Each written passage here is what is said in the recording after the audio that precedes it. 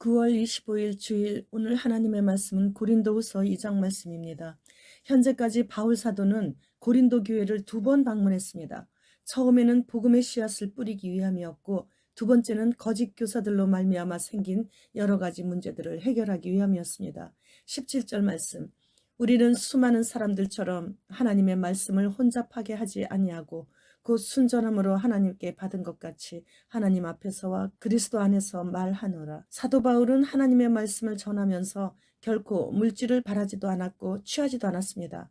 하나님의 말씀을 혼잡하게 하는, 즉 말씀을 팔아서 자신의 이익을 챙기는 그런 자가 아니었습니다. 선교사들뿐만이 아니라 목회를 하는 목회자들도 각자의 위치에서 하루하루 일용할 양식만을 구하는 것이 아니고 쌓아놓고 볼 수 있을 정도의 물질을 구하고 있는 경우가 허다합니다. 하나님의 말씀을 전달해주는 종의 신분에서 상전의 신분에까지 오르고 싶어지는 것이죠. 자신이 하나님께 기도하고 말씀 전하는 자로 살아야겠다고 생각한다면 기도하면서 주인의 부탁하신 그 일에 최선을 다해 진심으로 충성하면 일용할 양식으로 인해 끌어다니지 않게 해주시는 것인데 말이에요. 물론 예외도 있지요.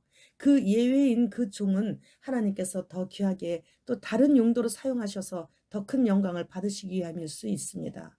바울 사도는 주님이 자신을 낮추신 것과 같이 낮추면서 사역했던 선교사였습니다. 고린도후서 13장 2절 말씀. 내가 이미 말하였거니와 지금 떠나 있으나 두 번째 대면했을 때와 같이 전에 죄 지은 자들과 그 남은 모든 사람에게 미리 말하노니 내가 다시 가면 용서하지 아니하리라. 바울 사도가 두 번째 고린도를 방문했을 때 멸시와 냉대를 받고 가슴 아픈 상처만을 안고 다시 에베소로 되돌아왔던 그 기억이 아프게 남아 있었음으로 인해서 내가 다시 가게 되면 용서하지 않을 것이니 어서 회개하라고 최종 경고를 할 정도로 바울 사도는 선교 사역을 하면서 참으로 마음의 고통이 많았었습니다. 10절로 11절 말씀. 너희가 무슨 일에든지 누구를 용서하면 나도 그리하고 내가 만일 용서한 일이 있으면 용서한 그것은 너희를 위하여 그리스도 앞에서 한 것이니 이는 우리로 사탄에게 속지 않게 하려 함이라. 우리는 그 계책을 알지 못하는 바가 아니로라. 바울 사도는 용서할 수 없는 사람들도 다 용서하면서 선교 사역을 했습니다. 바울 사도는 자신이 절대 용서하지 않겠다고 했어도 그 사람을 용서할 수밖에 없었던 것은 전부 다 너희를 위하여예요. 그래서 사랑하는 그 전도 대상자들 그리고 전도한 사람들 그 사람들을 위하여 그리스도 앞에서 한 것이라고 밝히는 것이에요.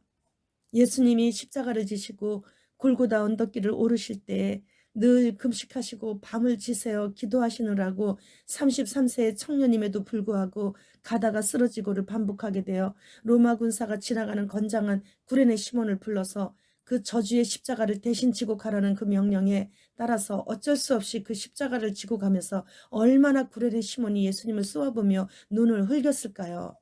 그때 그 구레네 시몬의 심정으로 나도 그들을 용서해 했던 것은 나의 뒷모습만을 보며 따라오는 너희에게 본을 보이기 위함이었으며 오로지 주 예수 그리스도만을 위하여 용서할 수 없는 그들을 용서하게 된 것이라면서 고린도 교인들에게 편지를 쓰면서 아주 많이 강조하는 것이에요.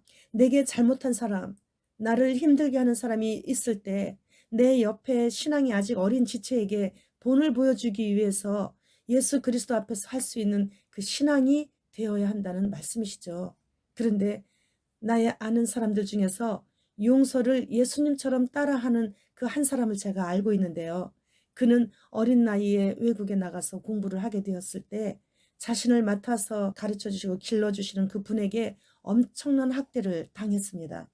그분의 학대는 14세의 어린 학생이 감당할 수 없을 정도로 아주 극심했었고 말로 표현할 수 없는 눈물로써 들을 수밖에 없는 그런 학대를 당했었습니다. 따귀는 기본이고 해병대 출신인 그분에게 수시로 이단 옆차기 발차기로 쓰러지는 것. 그 학생을 때리기 위한 전용 강목까지 침대 옆에 놓고 종아리와 허리를 얼마나 맞았는지 셀 수가 없을 정도였다고 합니다.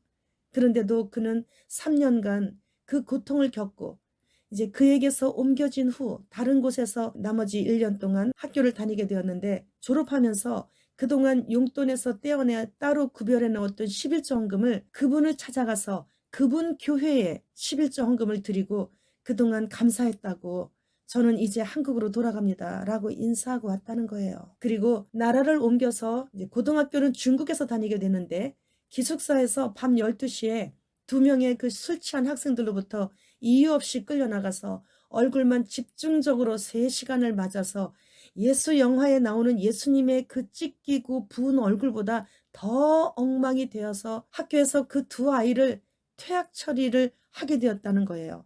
그런데 피해자가 용서해주면 퇴학시키지 않는다라는 것을 알고 교무실에 찾아가서 용서한다고 해서 그 두 학생이 찾아와서 눈물로 고맙다고 했다는 거예요. 용서는 사탄 마귀를 이기는 가장 강력한 무기입니다.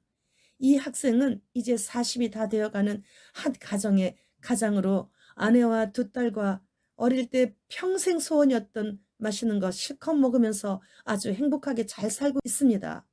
그는 그 어떤 일을 당해도 상대방을 원망하거나 미워하지 않는 은사를 주신 것 같다고 하나님께 감사하다고 합니다. 장래의 희망은 주님 곧 오시는데 자기가 지은 죄가 너무 많아서 휴거는 감당하지 못하겠지만 휴거 후에 남은 자들을 주님께로 돌이키게 하는 일에 최선을 다하다가 주를 위해 순교하는 것이 소원이라고 해요. 어제 마지막 때를 외치는 어느 블로거의 글을 지인으로부터 받아서 보았습니다. 거기 내용을 잠시 소개하려고 합니다. 요한복음 11장 9절로 11절 말씀. 예수께서 대답하시되 낮이 12시간이 아니냐. 사람이 낮에 다니면 이 세상의 빛을 보므로 실족하지 아니하고 밤에 다니면 빛이 그 사람 안에 없는 거로 실족하느니라. 이 말씀을 하신 후에 또 이르시되 우리 친구 나사로가 잠들었도다. 그러나 내가 깨우러 가노라. 여기 이 말씀 중에서 낮이 12시간이 아니냐, 이 말씀이 블로거가 이제 중요하게 여기시는 말씀이에요. 지난 23일은 낮 12시간, 밤 12시간이 똑같은 추분이었습니다. 예수님께서 말씀하시던 그때가 낮과 밤이 똑같은 추분이었다는 거예요. 추분에 그렇게 말씀하시고 4일 후 주님께서 하신 외침이 나사로의 무덤 앞에서 나사로야 나오너라 였답니다. 시간은 다가오고 우리는 순종할 뿐이고 그분은 곧 오십니다.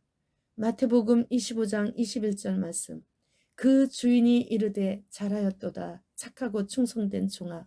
네가 적은 일에 충성하였음에 내가 많은 것을 네게 맡기리니 네 주인의 즐거움에 참여할지어다. 그 블로거는 자신의 블로그에서 마지막 때의 외침의 글을 이렇게 마무리를 했습니다. 우리가 용서라는 적은 일에 순종할 때 충성스럽다고 보시며 우리 주인의 즐거움에 참여하게 되는 것을 다시 한번 깨닫는 시간이 되었습니다. 요한복음 11장 25절로 26절 말씀. 예수께서 이르시되 나는 부활이요 생명이니 나를 믿는 자는 죽어도 살겠고 무릇 살아서 나를 믿는 자는 영원히 죽지 아니하리니 이것을 네가 믿느냐? 이 말씀은 죽은 자는 다시 살겠고 살아있는 자들은 휴거가 된다는 말씀이시죠. 주님 지금 오십니다. 주님 어서 오시옵소서. 마라나타.